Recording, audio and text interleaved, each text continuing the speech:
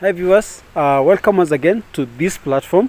This is KCADOR Digital Television, and we are so happy to be here today. And I'm so happy to be able to have my panelists. And today we've got a very interesting topic. But just before I can be able to proceed, I want to tell you welcome to this platform. If you're loving the content that you get from this platform, please like this video. Click the subscribe button so that you can be able to continue getting more of these educational videos, and also you can be able to share this with your friends. If there's anything that inspires you, just drop a comment so that you can be able to know what really inspires you, so that you can be able to know which kind of content you can be able to continue creating on this platform. So today I've got my panelists, and I want to be able to start from my left hand side, and we've got Daniel Wanyama. Right, he's joining us today in today's discussion. Next, we've got Madam Winnie Mayo, right? And Madam, thank you so much for joining us. And on my right, I've got Dr. Kieng Wilfred. Dr. Thank you so much for joining us. Now back to you, viewer. I want to be able to introduce the topic, and it's very interesting. So, of course, I want to know your thoughts, Al. Today we're talking about parenting, sex, and social media. All right, parenting, sex, and social media, and I know these are very hot topics. So, yeah, I'm eager to be able to hear what my panelists are going to be able to say today. So, welcome to the platform. So, Madam Winnie, why should you talk about this? Simon, thank you. Viewers, we are here today to give a hint on what happens with our parenting life. That we have responsibilities, we have sex which comes in, we have the social media. So when we look at these scenarios, these are things which are there with us and they are there to stay.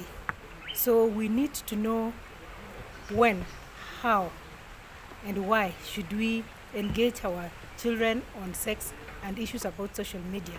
So the first issue that we need to clarify to understand is, as a parent, when are you supposed to talk to your child? At which age? At what time are you supposed to engage them on sexual issues? 2, at what time, as a parent, are you going to engage to give a phone to your child, or to allow your children to use the internet, like the laptops, the computers, on their own? And are we aware that there are issues about sex in the same platforms that we are talking about? So today, we want to see how we are going to make our parents understand how these issues should be approached to. But it is a challenge that is there with us, and we are doing this as KCADOR. We want to make parents to have that responsible parenthood, making our children to see the greater future and understand issues about sex and also the social media. Well, thank you so much, Madam Winnie. Thank you so much. So what you're saying is that there's actually an issue of parents not being able to know whether they can be able to talk to their children about issues of sex, issues of social media, and kind of they let this issue just to be able to run on themselves. No one is willing to be able to talk about them. And despite the fact that our children are struggling with these things, people are not yet open, or parents are not yet open to be able to comfortably talk about these issues. That children pay attention to social media more than they pay attention to their parents. Why do you start losing it? Yeah, thank you so much, Simon. I must say that this is a very important session and discussion. Especially we are doing this program at a time when our learners are even home. Yes. For holidays, and in the next 1 week they will be back to school. Let me believe that they will use this information wisely so that they can go back differently. Back to your question, is that where did the rain start beating us? Where? I should begin by saying that we began, we've grown as people. Mm-hmm. The world has grown from one level to another. We've been graduating all this time. Let's say there was a time when we called ourselves we talk of agrarian age, we talk of agricultural age. All Industrial of us, age. yes, with the world, everyone was in that kind of state where that is agricultural age. Yes. We moved from agricultural age to industrial age. From industrial age to information age. Now from information age, we are going to conceptual age.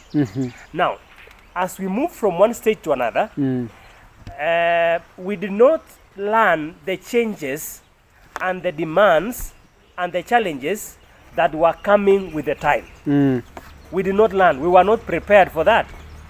We've been moving from one stage to another, but there is no one who alerted us, who actually told us that you need to prepare for this. I should say, any successful generation must understand three things. Yes. Must understand challenges, demands, and even the advantages or benefits of any age of the time. So we are here. We don't know. Parents are not aware of how they should handle the cases, the issues of information, the issues of the internet, the issues of the mobile phone. In fact, when you ask parents, when you are in a parents meeting, and you ask them, how many of you are ready to give their children a mobile phone when they are in class 4? You will see almost half of the number saying yes. Some say no. So we don't even agree in these things because everyone believes we are all thinking differently. Yes. Now, it is affecting us. And so I say we did not learn the challenges, the advantages, the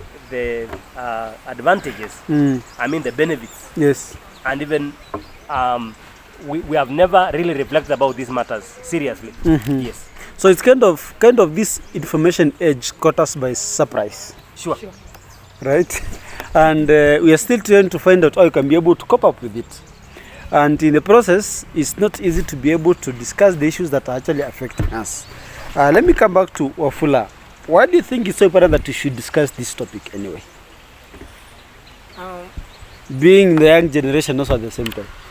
Okay, this topic we should discuss this topic because at the moment, so let me talk about the youth, because you can see most of the youths are using the internet, accessing all the social media, and not all information on the social media is appropriate, is good. And on that you find that most of the youths are now not getting the information, or rather they're not getting the, let's say, the guiding and counseling that maybe people can reach to them and talk to them. They spend much of their time on YouTube, Facebook, chatting, of which maybe what they are reading or what they are watching is not good. So I think we should discuss this. We are not saying that the social media is bad. We are just saying that some of the things that we are accessing are not good. Yes, and that's why we are talking about it. Well, thank you so much. Thank you so much, Daniel.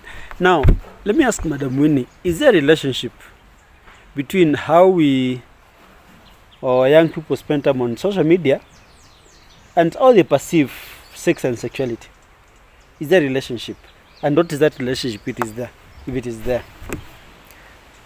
It is true. I want to say that when you look at the social media and sex, they work hand in hand. Why? These are facts about life. These are things which are there with us. And viewers, you need to understand that sex is there and it was there. The only difference is that how we approach these issues and how we understand the issue. When it comes to social media, the social media is supposed to inform.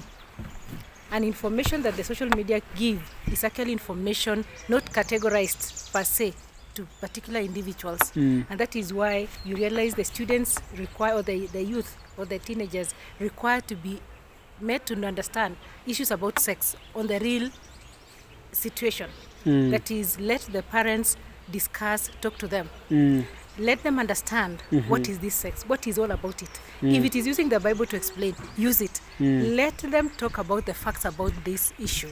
Then when the young comes across these issues in the social media, they'll be understanding them. They'll be knowing when you do this one happens. When you see a man, you feel there's some attraction, it's a lady. And then what are you supposed to do? Your parent should actually have told you earlier on. So in this case, you realize the two are actually correlated. They are the same. You cannot separate the two. They are there to stay with us. It's part and parcel of life. Like when you talk of the social media, we are moving to social media in every aspect. Yes. And we are getting much information from the social media. And the interesting part is, as much as we would want to imagine that class 4 people, we have the CPC at hand. The grade 4, grade 5, or those, where they are using the phones to get some information. And the interesting part is these particular social media, the phones, they have pop-up messages that come. And you find some of these pop-up messages could be issues to be about a lady who is naked or a man who is naked. What comes to the mind of the child? The child should have known what it is all about, this particular nakedness or the morphology of the look of this particular lady or a man, and what it stands for, and what is the meaning of all those things. Let them appreciate from the starting point. And I think that is where we are supposed to be looking at. Well, thank you so much, madam. So what madam is saying is that there is actually a direct relationship between how our children are using social media and how they perceive sex and sexuality. And just to mention that when you talk about sex, you're not just talking about because I also want to be able to get our viewers in that it's how people perceive themselves. Because or what people are seeing on social media, people could be following up models. And because you look at yourself and like you're not like that model, you think that you're an inferior person just because of what you saw on social media. But I also think it has to do with our parents comfortable talking about these things to their children. All right. So, and I think that leads me to the next question, which I want to be able to ask Daktari. I know you're a family man, you've got children, and maybe they're young, all right? And you find that these children ask so many questions at the age of 7, 6, 8, like that. Why is it so difficult for parents to be able to discuss issues to deal with social media and sex to their children? Yeah, to many parents, that is very difficult because, one, that is not how they were brought up. Mm-hmm. When we grew up, as we say, things have changed. Yes. When we grew up and we were young, for example, some of us when we were very young, we would not discuss anything related to sex with our parent. You would not even mention the word. When we mention that kind of a word, when the parent is passing around there, you feel ashamed. Yeah. We would not even get to our, you would not even go close to your mother's and father's bedroom. You could not. But today I see even children going there and they clean the house, I mean the room and everything. I mean, things change. But some of us are still living in the past. Yes. Such that we feel that such kind of matters should not be discussed at home with your child. So you realize that most people leave them to the teachers. So the reason why they fear, another reason why they fear is also because of traditional values. Maybe tradition. Some people just believe that you can never talk about, you can never say such matters in front of your children. And for example, you see even the name of you see there is this story I read somewhere, and this is a father who was trying to tell his a son what the name of a private part, what it is called, and now it's saying the father says it's called my respect. You see, and later on, the child, when there were visitors around in the home, and the boy was misbehaving, and the father asked the boy, "Why can't you show these visitors your respect?" So the boy with that trouser, blood trouser, removes the shirt and says, "This is my respect, and my father's is bigger than mine."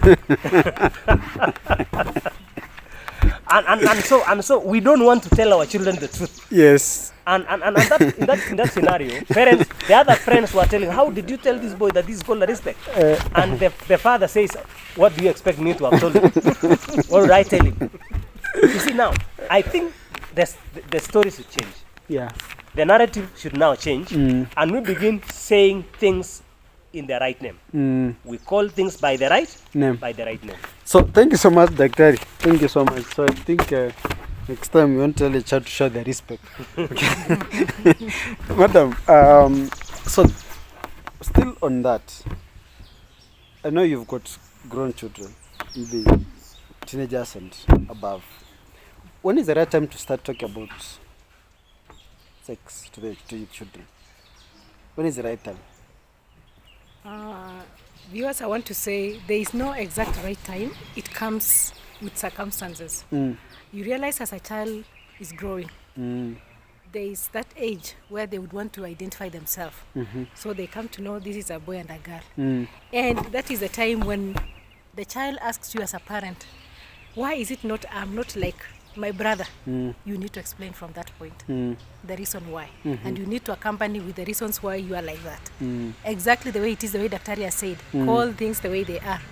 Then at the age of 4 or 5, at this age, the information age, these children know everything. I want to tell parents that is what they know. Don't imagine they don't know, because it is not like the time when you were young, Dr. you were being told your mother is going to get a baby from the bush and comes with a child that is from a monkey, and we would believe up to and including high school. At this time they understand. So the issue is at that age, the mother needs to explain these things the way they are, or the parent that is. Tell them this is what has happened and this is it.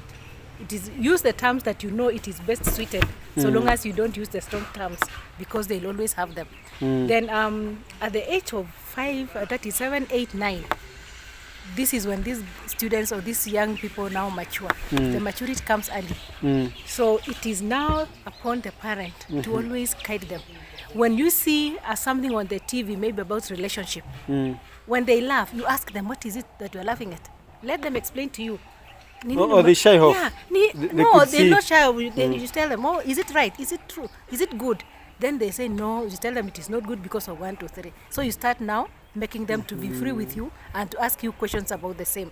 Mbona si mzuri, mbona si hivyo, then you'll have the grounds. And then, like for girls, when the girls had the age of 12, I would always say the mothers and also the boys, the fathers should be going out there and you talk, your own men talk. The mothers always, when you're in the kitchen talking, you realize this is the time you're supposed to explain many things.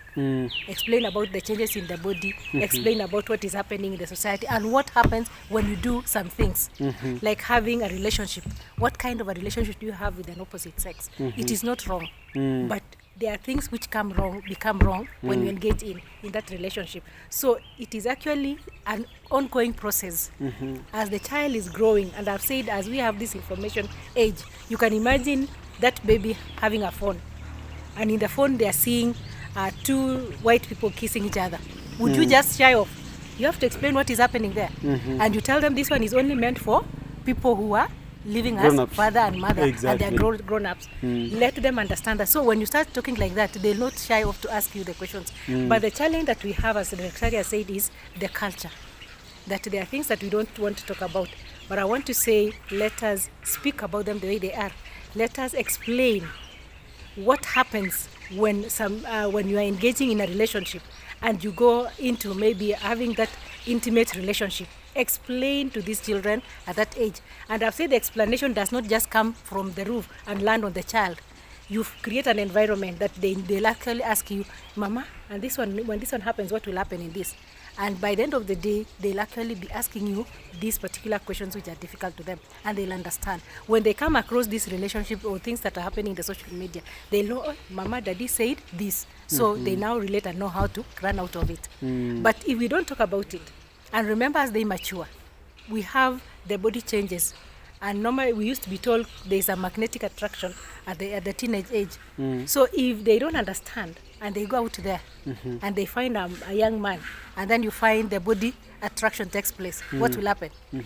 So we need to explain to them so that when they see things happening in the social media, they know if you go beyond like this one is going to happen because Mommy said, Daddy said. And I want to say, viewers, that as parents, let us not abdicate our responsibility. Talking about sex and the social media is yet with us. And let us, if you can actually give your child a phone, that phone is not bad. The explanation on how to use it is upon you. If you don't explain well, that is when they'll use the phone badly. I want to say I've seen students who've grown with phones. I was telling Daktari sometimes back, my children, when they were in class 4, I bought for them phones. And the issue is you give time to be used and what they are using for. And actually it's stuck into their minds up to today that we are seeing. When you say your phone has to be left here, when you are going to school, the phone is left at a particular place. When they are going to sleep, the phone is somewhere here. You let them leave the phone there. You wake up and you find the phone there. That is how we can nurture them, so that when they go out there to stand on their own, they can be responsible. They can know what they're supposed to do with these particular social media issues that come up with the internet, within the computers, the phones and all that, because we cannot run away from them. And parents, I want to say, when it comes to these sexual issues, we find also we have models within the social media. We have people who are modeling, so they need to understand why some people are dressing the way they dress. It could be they're advertising something, and they need to understand they're doing this because of 1, 2, 3. And you ask them, are you liking it? If you realize they don't like it, you're like, okay, you can do it in a different way. Let them see this particular and understand these things well, because as we talk about sex, the way as Simon said, it is not about the relationship that we are talking, the intimacy. It is about the being a man, the being a woman, and also the responsibilities that come with them, and also the activities that you do according to these particular gender aspects. Thank you. Well, thank you so much, madam. And what I'm getting from this is that, one, there are opportunities to be able to talk about these things. Like you see a program on television, most of us what to do, there is always the idea of flight or fight. We prefer to take a flight. When you see that, something has popped up, like you get a heart attack and you freeze. But I think what madam is saying is that you should be able to use that as an opportunity to be able to ask your children, what do you think about that? All right? And that creates a platform for you to be able to discuss those issues. All right. Now, something else I'm picking from this is the issue of misinformation. And this where the social media aspect comes in. And as I come to Wanyama, I would like to hear his thoughts, because there are two issues here. There's the issue of the right information, and there's the issue of lack of information, and the issue of misinformation. All right. Now, most parents, for us as we grew up, we probably figured it out on our own, because maybe no one sat you down to tell you what you're supposed to do. You just had to figure it out on your own. But our children, they may not be told what to do, but then they find out to be able to look for information, which leads to misinformation. And I think having the wrong information is more dangerous than not having information at all. So what do you think, how much misinformation do you think is out there, Wanyama, about sex and social media for our children? Okay, on social media we have got so much information about sex, and this information, maybe I cannot just go on social media and type something that maybe you cannot expect me to type. Some information just comes like an ads. They come like ads, and I can't be reading on social media, but you find when that ad comes, I click on it. That's when I start getting lost. And many youths are getting lost because of the same. And now on social media, something to do with the sex. Here, I would like to say this: parents, and they should take this one seriously. Parents, and for example, when you have young people, or rather young children, and you want them to learn from online, or they want to do something online. Kindly, there's always something to do with you can freeze some information so that your kids cannot access it. So I think if parents can actually freeze information, or rather they can open the file that they want their children to use, I think it can be more efficient. Or rather, we have got the e-readers. E-readers are maybe they can just they are for learning. When you have an e-reader, you can maybe it's all more of education. It doesn't have those many ads. So I think in order to maybe reduce the cases of getting misinformation, I think we should also check on the materials we are using to access these what we are accessing online. Oh, thank you so much. Thank you so much. So what you're saying is that instead of just browsing, look for ebooks, look for PDF guides, such kind of things. And also, it's also, if you've got Wi-Fi in your house, I think there are settings you can be able to do to make sure that certain content is restricted for your children, because that's very important. Now, talking about this issue, Daktari, when assuming that I'm speaking to my child, maybe before their teens or their teens, what are some topics I'm supposed to discuss about? Yeah. Especially in the area of sex and social media. What can you talk about? Because some parents are wondering what you talk about with my child. Tutaongea nini? Yeah, I believe that first of all, as we even ask the question, when are we supposed to begin introducing such topics? Yes. Just like Madam said, it's very true that there is no specific time, and usually times will depend on the particular child as they discover. Let me say, I would even say as early as possible. As early as possible, such that every time a child realizes something, then I need to fix it. So, but now, again, the same answer, the same question that they're asking me is related. That what are we discussing? We are discussing issues as they come. Okay. We are discussing issues as they come. When it's about when it's about where did the child come from? Where did the child come from? That is the topic. And who asks the question? You or them? No, it could be either case. They could ask, I can ask.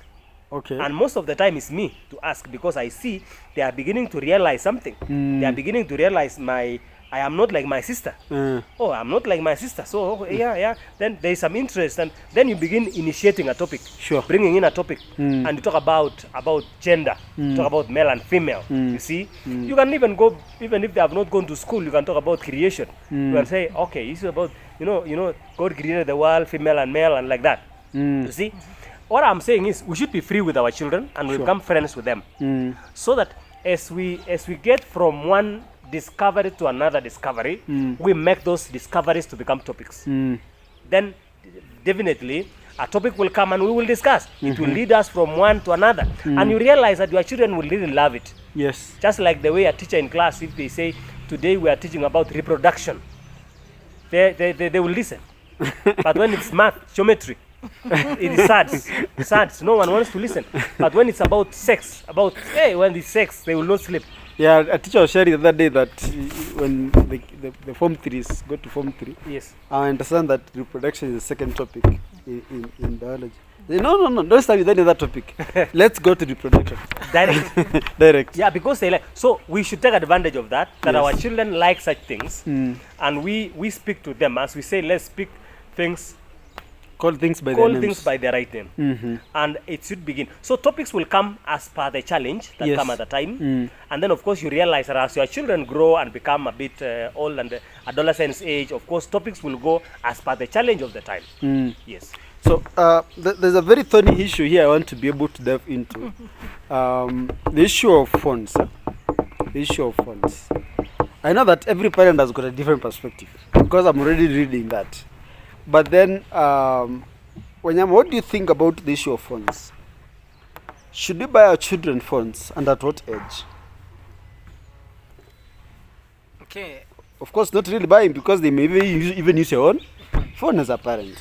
I think children, I think there's no any problem when you give your child a phone. At what time? When your child can, okay, let me say that we may not have the specific time to give a child the phone, because if a child can maybe speak, can watch, there's just an interest of watching something with kids. You see, so once a child can maybe read, or rather not even reading, can watch. Or There's just an know to interest. use to click buttons just and wanting to use that thing. get them their own device if you can. No, you cannot maybe get them theirs, but they can use yours. I think there is no problem when giving a child maybe a phone or rather. Yes, So you think it's okay? it's okay. All right. Yes. Madam, when should we? You're a parent, and you've already commented that you bought your children phones at the age of in grade 4, class 4. And if you give them these phones, what should you be careful about from your own experience? When and what should you be careful about? Sure, the time of giving children phones, and now we are in the CPC era. I think we see most of the work is actually Google. You ask a student of grade 1 or grade 3, I want to Google, so they know Google. So when are you supposed to give them the phones now, if I may ask you? When they want to Google. Even When when they you want tell to them Google. I don't know, they say Google. Google, they know Google. So what I'm trying to say is that let us expose these children to the phone. Let this issue of technology don't take us by surprise anymore. Let us accept it is there. Let us know it is there with us, and we are going to stay with it. So as the child is growing, let them know the phone. The first starting point is the child needs to know the phone is for passing information. So that is when you give them, talk to daddy, talk to mommy, talk to so and so. Hi, hello, how are you? That is it. As they grow, then you introduce other things. And with the time, they'll know the essence of this phone.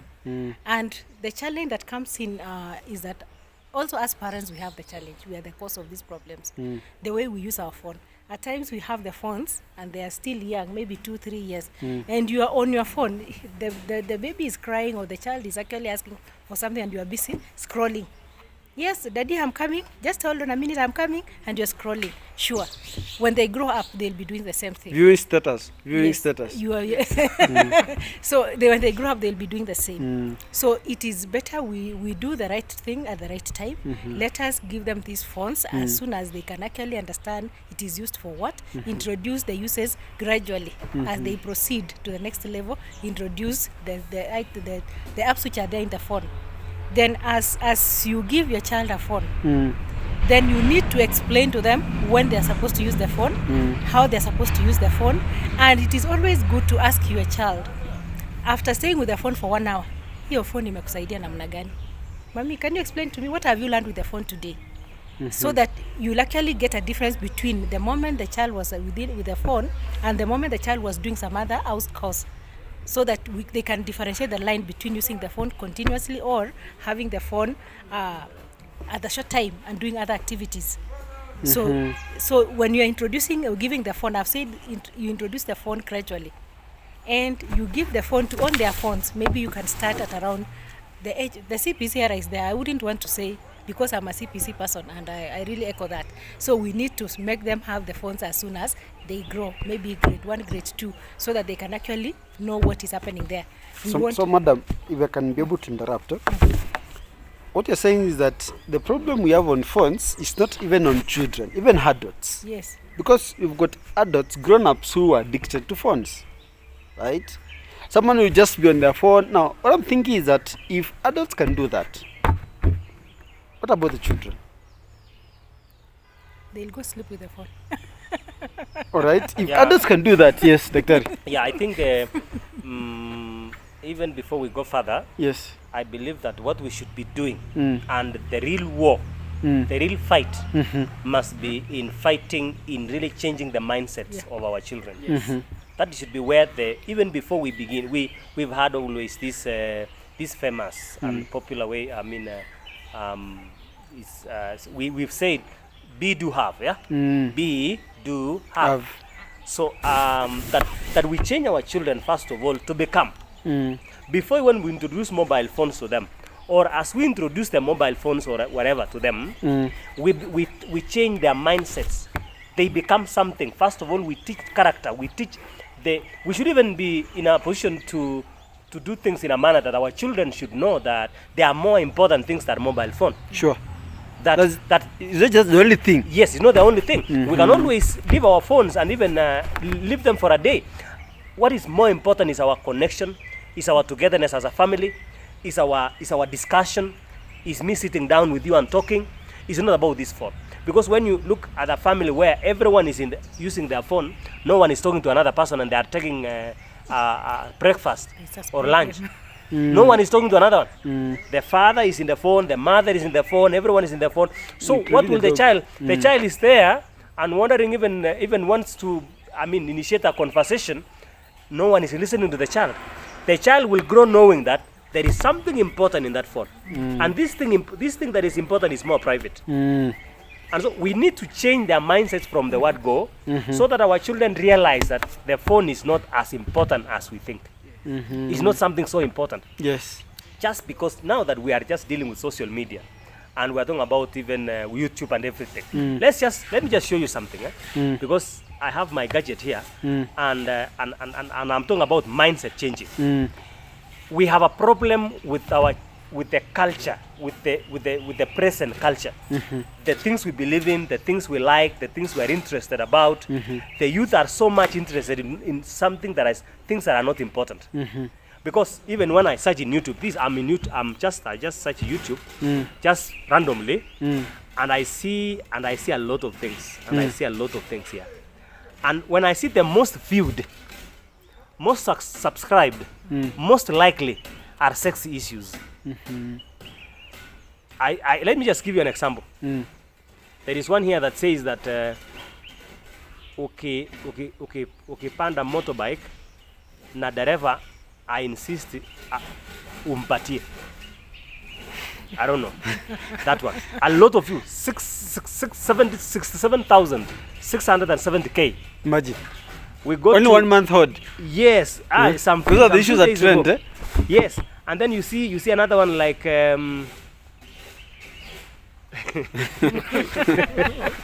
things like, for example, like my houseboy alinipea mpaka nikatosheka. Look at that. And it's a picture there. There is something and like that. I don't know what. It reminds me of the time when Naivasha was trending, yes? During the safari rally thing, eh? Yes. You know, it was just that thing, and it was trending. Just imagine. Yes. Check another one here that is saying 8 lessons from Socrates. 8 live lessons from Socrates. No one is watching. It's not so much fun. There is another pastor here who is talking about the way to heaven. He talks about preaching about heaven, and there is none. There is not. There are only 67 viewers. Our mindset, as I said, the problem is a mindset. The other day we were in a school. A student said the problem is the head. It is the head. When the head is changed, even they will perform in school. It's all about the mind. Sure. So can we, first of all, invest in mentoring our children to understand what is important, to understand the positive side of the phone. That in the phone I can research. Yes. I can read content. I can master content. I can listen to some information that can inspire me. You know, that is where the problem is. Wow. Thank you so much. Reminds me of a story I heard of a school teacher.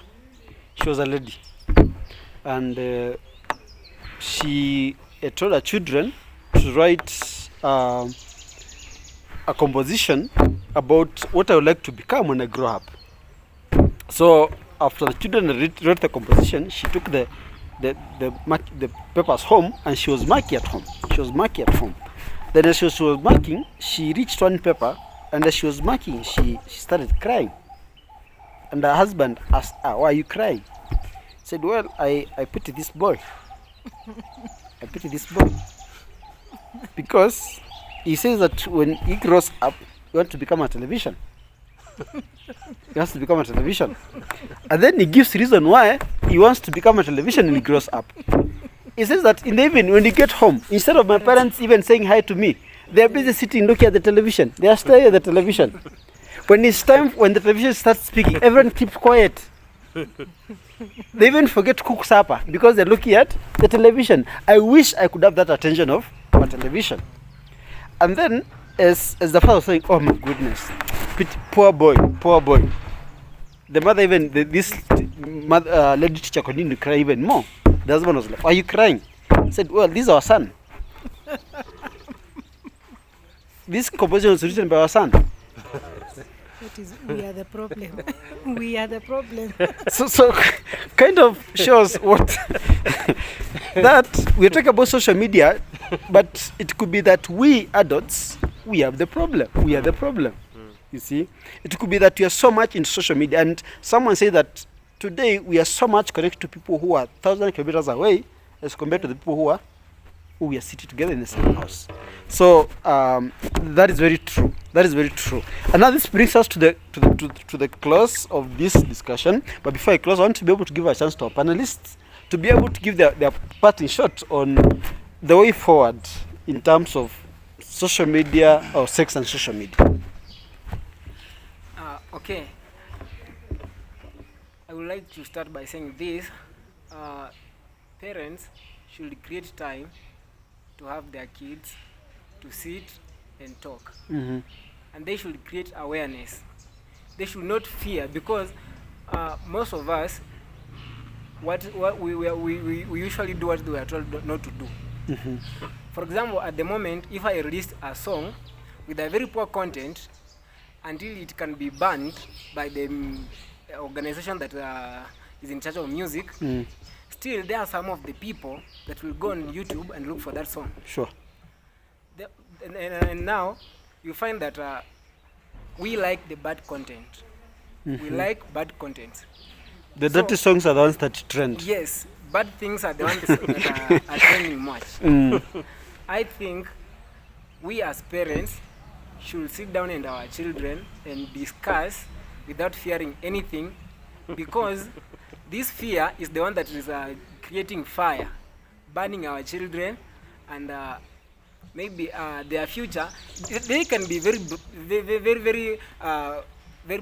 bright, but we find that on top of that, they are lighting in class, but outside there on YouTube and online things, they are very poor.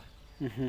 And online is the one that's destroying them one by one. Not only that, not everybody that goes on online, they are reading. Not all the contents online are good.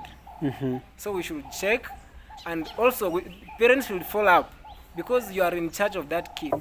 Follow up what he or she is watching, because you have the right. Thank you very much. Thank you very much.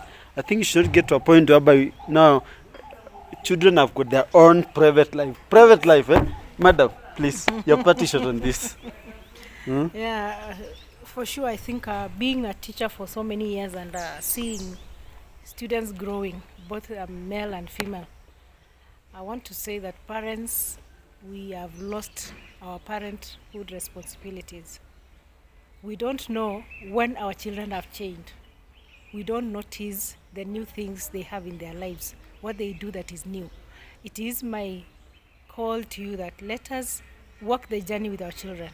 Let us introduce the technology to them at an early age and walk the journey with this technology. Explain to them the issues about technology and the good part of it and the bad side of it. Then walk the journey on talking about social life with your children. Explain about relationship. Say the way it should be. Tell them to explain what kind of a life they would want to have in future. If they want to have a family, what kind of a family? And at that point, you'll be in a position to guide them to understand issues about sex in life, in the real life, and they'll know how to cope with these changes that come in. If you notice your child behavior is changing, like a child becomes withdrawn, or at times they want to have that secluded life, find out what is the problem. At times they miss the attention from you, the way Simon has given us the story. And what they do is that they get withdrawn and they look for solace in other places. And that is when now you realize they'll be going to quiet places to just flash back on how this other person can be so good to them, so loving to them than you, the parent. So walk the journey with your child, notice the changes, talk to them, listen to them. And I want to say, parents, let us listen more and talk a few. Listen to what they have to say and explain to them all about what they're asking about. And if we can do that, parents, I think our lives will be more better. We'll have better families. We'll stop hearing about the issues of the acts and all those other ones who are being chopped off their necks or heads because of relationship. And I want to say it is our responsibility as parents, and parents, we are the mentors. Let us walk the journey. If you are not in a position to mentor your child or to talk, look for people. Daktari is here, Simon is here. They have the message or the knowledge to deal with these issues about teenage, social media, and sex. Thank you and God bless. Thank you so much, madam. Yes, Daktari. Yeah, let us call things by the right name, and let us be real. parents, I encourage parents to also accept that things have changed, and we become part and parcel of the lessons we learn. I would even suggest that parents join the program, the KCADOR program, where we call the KCADOR families. We talk of the KCADOR families.